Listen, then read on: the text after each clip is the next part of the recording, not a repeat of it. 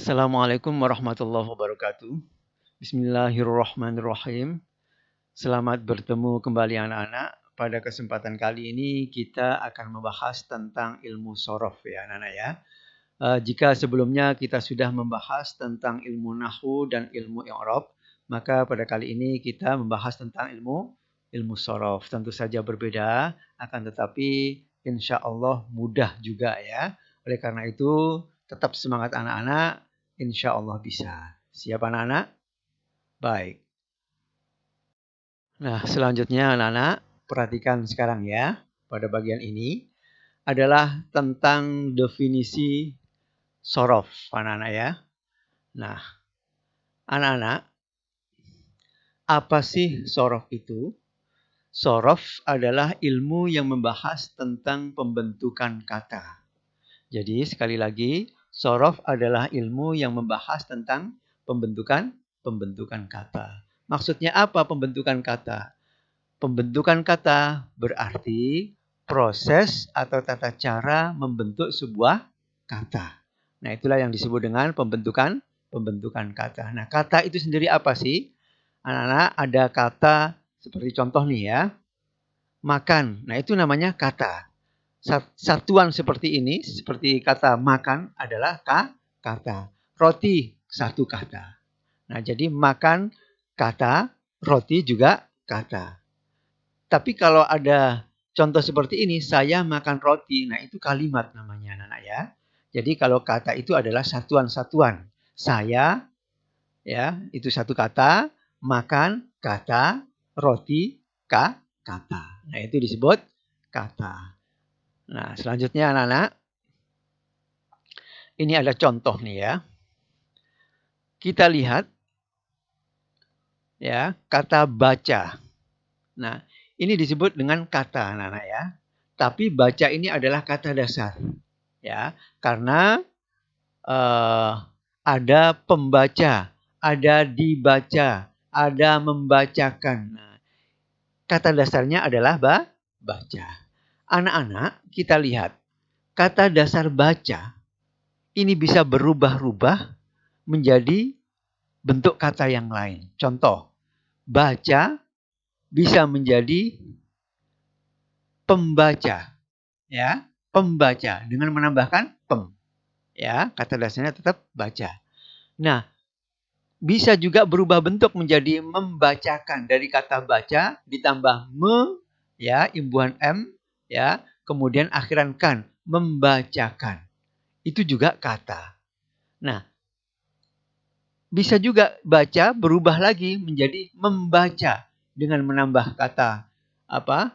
Awalan me, ya, dengan sisipan m, mem, maka kata baca ini menjadi membaca. Bacaan, akhiran an, ada tambahan akhiran an. Telah baca, ada tambahan telah. Sedang baca, ada tambahan sedang. Bacalah. Nah, ada tambahan lah, ya, atau imbuhan lah. Nah, ada jangan baca, ada dibaca, pembaca. Nah, masing-masing ini dari kata dasar baca bisa berubah-ubah menjadi pembaca, membacakan, membaca, dan lain sebagainya ini. Nah, inilah yang disebut dengan proses pembentukan kata. Yang tadinya kata dasarnya baca, berubah wujud menjadi membaca, membacakan, pembaca, dan lain sebagainya. Ya, semuanya adalah proses penambahan, ya, baik awalan maupun akhiran. Nah, paham anak-anak ya? Jadi yang disebut dengan pembentukan kata adalah yang tadinya kata dasar menjadi kata yang berkembang, ya, dengan tambahan-tambahan di depannya maupun di akhirnya seperti ini, ya. Nah, paham anak-anak? Ini yang disebut dengan proses pembentukan kata. Nah, shorof ini nanti akan berbicara tentang proses pembentukan kata seperti ini. Yang tadinya sebuah kata dasar, baca, bisa berubah menjadi pembaca, membacakan, dan sebagainya. Hanya saja dalam bentuk bahasa Arab. Ngerti anak-anak ya? Insya Allah. Nah, sekarang perhatikan anak-anak ya. Kita mulai bahas tentang tasrifan fa'ala. Nah, anak-anak masih ingat nggak tentang tasrifan istilahi yang mendatar? Yaitu fa'ala yaf'ulu fa'lan wa maf'alan fahuwa fa'ilun wa dzaka maf'ulun uf'ul la taf'ul maf'alun maf'alun mif'alun. Hafalan anak tasrifan itu? Insyaallah. Nah, memang sebenarnya kalau sudah hafal sebagian tasrifan seperti itu, maka insyaallah pemahaman kita tentang ilmu sorof akan lebih mudah. Tapi kalau belum hafal nggak apa-apa ya. Nanti dihafalkan kemudian. Nah, anak semuanya, ini ada kata fa'ala. Ada juga kata yaf'ulu. Yang ini adalah kata dasarnya yang artinya bekerja atau telah bekerja. Nah, kalau yang ini yaf'ulu adalah kata bentukan dari kata dasar fa'ala menjadi yaf'ulu. Nah, apa bedanya? Bedanya ada nambah ya dan harokatnya berubah menjadi yaf'ulu. Fa ain lam masih tetap. Jadi anak-anak kata dasar ketika berubah nanti hurufnya harus tetap masih ada. Hanya saja ada penambahan-penambahan dan perubahan harokat. Yaf'ulu artinya sedang bekerja. Jadi kenapa berubah wujud menjadi yaf'ulu? Karena memang kebutuhan makna. Karena maknanya adalah sedang. Kalau ini kan telah. Nah, supaya sedang maka bentuklah seperti yaf'ulu. Ya, bentuklah seperti yaf'ulu, harokatnya, kemudian susunannya. Nah, seperti yaf'ulu ini supaya artinya sedang. Kemudian anak-anak ada juga perubahan menjadi fa'lan. Ini adalah dalam rangka membentuk arti yang bermakna pekerjaan. Ada pe-nya, ada an. Jadi kalau ada pe-an, kata yang pe-an, maka buatlah seperti bentuk kata ini, fa'lan. Nah, gitu maksudnya anak-anak ya. Ada juga fa'ilun yang artinya pekerja. Ada juga maf'ulun yang artinya dikerjakan. Ada juga uf'ul yang artinya bekerjalah. Nah, ini sebuah kata perintah. Ada juga la taf'ul yang artinya jangan bekerja. Ya, maf'alun waktunya bekerja dan tempat bekerja. Mif'alun alatnya bekerja. Jadi anak-anak, kata dasar fa'ala bisa berubah menjadi yaf'ulu, fa'lan, fa'ilun, maf'ulun, uf'ul, la taf'ul, maf'alun, maf'alun, mif'alun. Berubah kan? Tapi hurufnya dari kata dasar tadi masih utuh. Ya, fa ain lamnya masih utuh. Nah, untuk apa berubah tersebut? Adalah karena kebutuhan arti. Ya, makna. Kalau pengen artinya sedang, maka buatlah seperti yaf'ulu. Bentuknya atau polanya maupun harokatnya samakan dengan yaf'ulu. Fa'lan. Jika kita butuh membuat kata yang ada pe'an, pekerjaan, ya. Terus kemudian atau pembelanjaan, ya, pelajaran. Nah, pembelajaran. Nah, ini kan pe'an kan? Nah, buatlah kata tersebut seperti fa'lan. Ya, sama fa'ilun pekerja, di maf'ulun dan seterusnya. Jadi ini adalah bentukan yang menjadi pola yang harus ditiru. Ya, anak-anak ya, ketika membentuk sebuah kata. Paham anak-anak? Baik. Nah, kemudian anak-anak silakan perhatikan ya. Anak-anak, inilah tasrif istilahi ya atau tasrifan mendatar ya. Fa'ala yaf'ulu fa'lan wa maf'alan fahuwa fa'ilun wa dzaka maf'ulun uf'ul la taf'ul maf'alun maf'alun mif'alun. Ini saya nomori ya 1 2 3 sampai 11. Nah, anak-anak selanjutnya fa'ala artinya adalah telah bekerja. Nah, anak-anak sebelum kita teruskan masalah artinya terlebih dahulu, anak-anak agar diketahui bahwa untuk supaya kalian benar-benar memahami tentang sorof atau mudah memahami tentang sorof, maka langkah awalnya adalah kalian hafal ini, bentuk-bentuknya ini ya. Fa'ala yaf'ulu fa'lan sampai nomor 11. Nah, berikutnya kalian juga harus hafal artinya bahwa fa'ala artinya telah bekerja. Yaf'ulu sedang bekerja. Fa'lan pekerjaan. Maf'alan dan ya fa'ilun pekerja dan seterusnya dan seterusnya dan seterusnya. Nah, ini adalah artinya. Kalian harus hafal artinya. Kenapa anak-anak? Karena ada kata lain atau kata-kata lain nanti ya akan meniru terhadap kata fa'ala, yaf'ulu dan seterusnya ini. Fa'ala, yaf'ulu, fa'lan dan seterusnya ini akan menjadi acuan bagi kata-kata yang lain dalam proses pembentukan kata. Contoh nih, nasoro. Nasoro meniru terhadap fa'ala.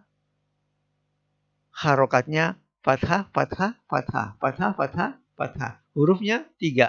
Fa, ain, lam. 3 maksudnya ya. Bentuknya sih beda, tapi 3. Nun, sod, ro. Yaf'ulu, mulai dari ya, mulai dari ya. Sukun, sukun. Doma, doma. Doma, doma. Sama. Artinya juga sama. Nasoro telah menolong.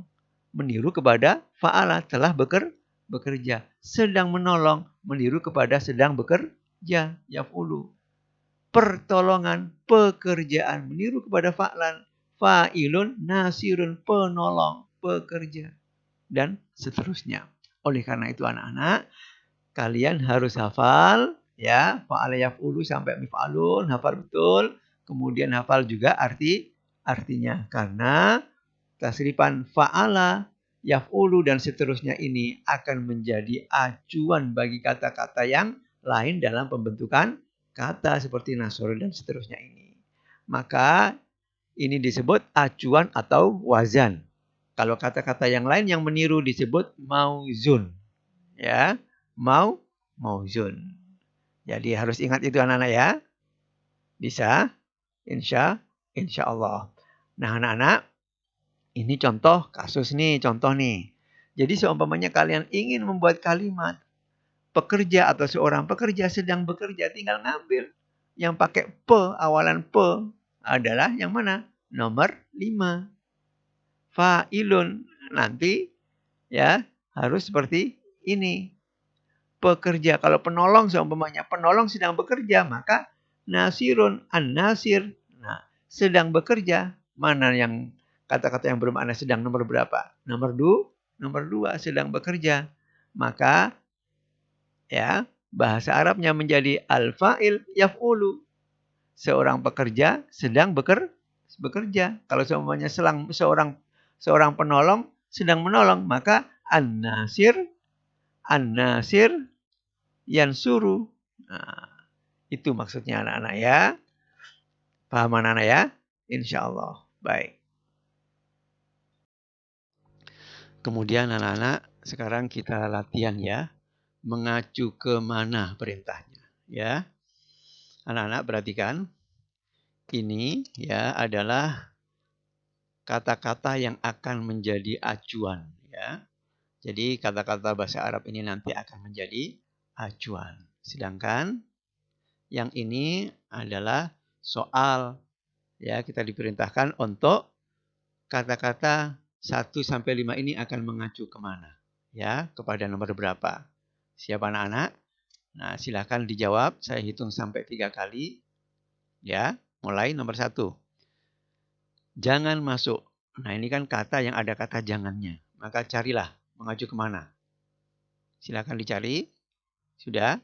1, 2, 3. Mengacu kepada nomor 8 yaitu la taf'ul. Nah, anak-anak kita lihat. Harokatnya nanti akan sama dalam bahasa Arabnya. Ya, karena ada kata jangannya. Jadi apabila ada kata jangan maka mengaculah kepada nomor 8. Nomor 2. Ditolong. Ada kata di-nya nih. Kata depannya di. Mengacu kemana? Silakan dicari. 1, 2, 3. Nomor 6. Maf'ulun. Ya. Dikerjakan. Ditolong. Sama kan? Nah. Nomor 3 sekarang. Pelajaran. Ada awalan pe dan an. Ya. Dicari. Sudah dicari. 1, 2, 3. Nah, mengacu kepada nomor 3 yaitu fa'lan. Kemudian nomor 4, telah belajar. Ada awalan telahnya, ada kata telah ya, bermakna sudah. Silakan dicari 1, 2, 3. Yaitu nomor 1. Seperti fa'ala nanti ya. Sudah, nomor 5 sekarang. Sedang makan. Nah, silakan dicari. Ada kata depan sedang. 1, 2, 3. Yaf'ulu. Atau nomor 2 yang diacu ya. Baik. Anak-anak, nanti ya apabila ada kata ya, kita lihat kata depannya. Ada jangannya enggak? Ada di-nya enggak? Nah, apabila ada jangan, maka persiskan dengan la taf'ul. Sehingga harokatnya nanti sama. Nah, kita coba cocokkan ya bahasa Arabnya. Silakan dilihat. Nah, nomor 1 ini kan jangan masuk la tadkhul. Sama dengan la taf'ul harokatnya. Ya, jadi seperti itu. Nomor 2, lihat. Mansurun, ditolong, dikerjakan. Nah, harokatnya sama. Bentuknya juga sama. Maf'ulun, mansurun, diawali dengan mim. Ya, harokatnya sama. Nomor 3, lihat. Pelajaran, pe'an, pekerjaan, fa'lan.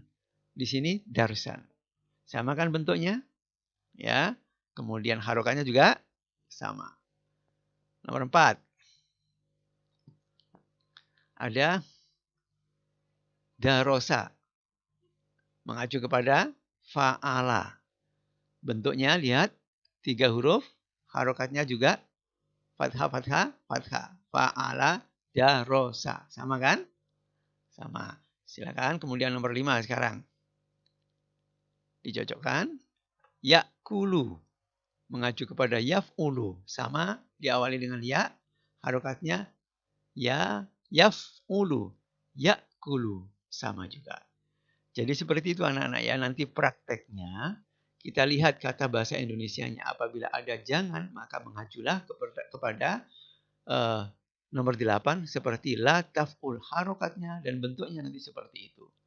Apabila ada di depannya, maka mengaculah seperti maf'ulun.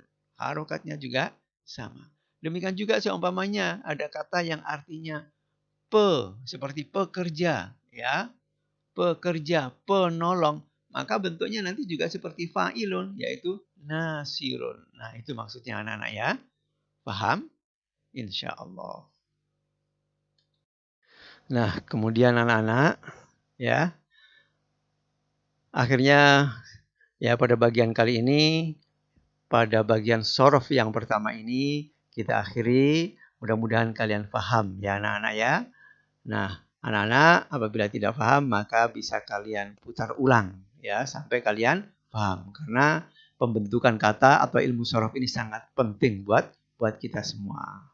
Ya, insya Allah bisa dan mudah-mudahan bermanfaat. Billahi taufiq wal hidayah. Wassalamualaikum warahmatullahi wabarakatuh.